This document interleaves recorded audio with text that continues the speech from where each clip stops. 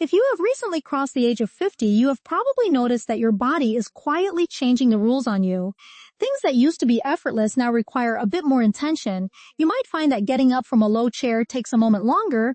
Your recovery after a busy day or a good workout stretches into a second day, and maintaining the muscle you worked hard to build feels like an uphill battle. This is not just in your head, it is a biological reality. As we age, we naturally experience a gradual decline in muscle mass and cellular energy, a process that affects our metabolism, our balance, our independence, and our overall quality of life. But while we cannot stop the clock, we can absolutely change how we age. And that is exactly where a very specific, highly researched compound enters the picture. We are talking about creatine. Now, before you tune out thinking this is just another video about bodybuilding supplements for 20-year-olds in the gym, I want you to keep watching. Because the way creatine interacts with an aging body is profoundly different, and the benefits extend far beyond just lifting heavier weights. Today, we are going to walk through exactly what creatine does to your body after 50, separating the raw physiological facts from the internet myths, and looking at how it can genuinely help you protect your strength, your mind, and your independence. To understand what creatine actually does, we have to look at how your body produces energy. Every single movement you make, from performing a heavy squat in the gym to simply standing up from the dining table, requires a cellular currency called ATP. Think of ATP as the immediate fuel your muscles use for quick, powerful actions. When you are in your 20s, your body produces and recycles this fuel incredibly fast. But as you cross 50, the efficiency of this energy system naturally slows down. This is why you might feel a bit more fatigued during physical tasks, or why your muscles feel like they give out a little sooner than they used to. This is where creatine steps in as a game changer. When you supplement with creatine, you are essentially increasing your muscle storage of phosphocreatine, which acts as a rapid backup generator to replenish that ATP fuel. The result is not that you suddenly feel like a superhero, but rather that your muscles have a deeper reserve of immediate energy. This means you can climb a flight of stairs without losing your breath, carry your groceries in a single trip without your arms burning, and push out 1 or 2 extra repetitions during your strength training. Over months and years, those small daily physical victories compound. You are not just building muscle, you are actively preserving the functional strength that keeps you independent, mobile, and capable of living life on your own terms. But the physical benefits are only half the story, because there is a massive, often overlooked organ that relies heavily on this exact same energy system, and that is your brain. Your brain is an incredibly energy-demanding organ, consuming a huge percentage of your body's daily ATP. As we get older, mental fatigue, brain fog, and a general sense of cognitive sluggishness can become more pronounced, especially during times of stress, poor sleep, or high mental demand. Emerging research is showing that creatine supplementation does not just fuel your muscles, it fuels your mind. By increasing the phosphocreatine stores in your brain, creatine helps your neurons recycle energy more efficiently. Many older adults who start taking creatine report a noticeable difference in their mental stamina. It is not a jittery, caffeinated feeling, but rather a subtle, steady clarity. You might find that you can focus longer on a complex task, that your memory recall feels a bit sharper in the late afternoon, or that you simply feel less mentally drained at the end of a long day. In a world that constantly demands our cognitive attention, supporting your brain's cellular energy is one of the most proactive things you can do for your long-term neurological health. Now, as great as these benefits sound, I know there are 2 massive fears that stop most people over 50 from even considering creatine, so we need to address them head-on. The first fear is the scale. You start taking creatine, and within a week or 2, the scale goes up by 2 or 3 pounds. For many, this immediately triggers panic, assuming they have suddenly gained body fat. But you need to understand the physiology of what is actually happening here.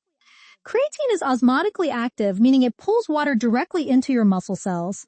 This is intracellular hydration, which is a very good thing. It makes your muscle tissues fuller, more resilient, and more efficient at contracting. It is the exact same mechanism that makes a sponge stiff and functional when it is wet. Compared to a dry, brittle sponge, you are not gaining fat. Fat gain requires a sustained caloric surplus, and creatine contains 0 calories. That slight increase on the scale is simply your muscles holding onto the water they need to perform optimally. It is a sign that the supplement is working exactly as it should, hydrating your tissues from the inside out. The second, and perhaps most common fear, is the belief that creatine will damage your kidneys.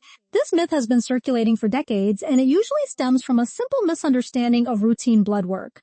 When you get a standard metabolic panel, doctors look at a marker called creatinine to estimate how well your kidneys are filtering waste. Because creatine naturally breaks down into creatinine in the body, supplementing with it will naturally raise your blood creatinine levels. If a doctor sees this elevated number without knowing you take creatine, they might mistakenly flag it as a sign of kidney distress. But in a healthy individual, this elevation is just a harmless byproduct of the extra creatine in your system, not an indicator of actual kidney damage. Decades of rigorous clinical studies have consistently shown that long-term creatine use at standard doses does not harm the kidneys in healthy adults. It is one of the safest and most thoroughly vetted supplements on the market. However, context is everything. If you already have a diagnosed kidney disease or a history of renal issues, you should absolutely not take creatine without direct supervision from your nephrologist. But if you are a generally healthy adult over 50, the idea that creatine will ruin your kidneys is a myth that should not rob you of its incredible benefits. Understanding the science is great, but knowing how to actually implement it into your daily life is what matters. The beauty of creatine is its simplicity. You do not need to buy expensive, proprietary blends, and you do not need to suffer through an uncomfortable loading phase where you take massive doses for a week. All you need is plain, standard creatine monohydrate. It is the most researched, the most effective, and usually the cheapest option on the shelf. The protocol for someone over 50 is incredibly straightforward. You simply take 3 to 5 grams every single day. Consistency is far more important than timing, so take it whenever you are most likely to remember it, whether that is in the morning with your coffee or mixed into a post-workout shake. Because it takes a few weeks for your muscle stores to fully saturate at this lower daily dose, you just need to be patient and stick with it. There is, however, one non-negotiable rule you must follow when you start this protocol, and that is hydration. Because creatine is actively pulling water out of your bloodstream and into your muscle cells, your overall daily water requirement increases. If you take creatine but continue drinking the same amount of water you always have, you may end up mildly dehydrated, which can lead to headaches, muscle cramps, and feelings of lethargy. You need to consciously increase your water intake, aiming for clear or pale yellow urine throughout the day. Think of water as the delivery system that allows the creatine to do its job. Furthermore, you must remember that creatine is an amplifier, not a replacement. It will not build muscle if you are sedentary. It requires the stimulus of resistance training to actually trigger the preservation and strengthening of your muscle tissue.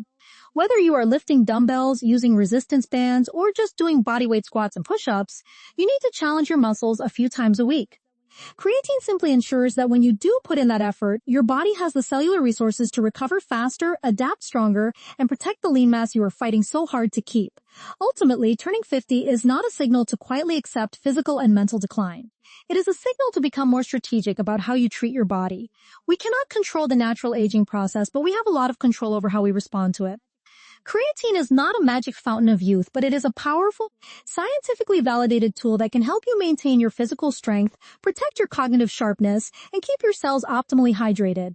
It rewards those who put in the work, amplifying your good habits and helping you stay resilient, capable, and independent for decades to come. If you found this breakdown helpful and want to take control of your health as you age, make sure to subscribe to the channel for more honest, science-backed strategies. I also want to hear from you in the comments. Are you currently taking creatine or are you still on the fence? What has your experience been with your energy and recovery since turning 50? Drop your thoughts below, share this video with a friend who needs to hear it, and I will see you in the next one.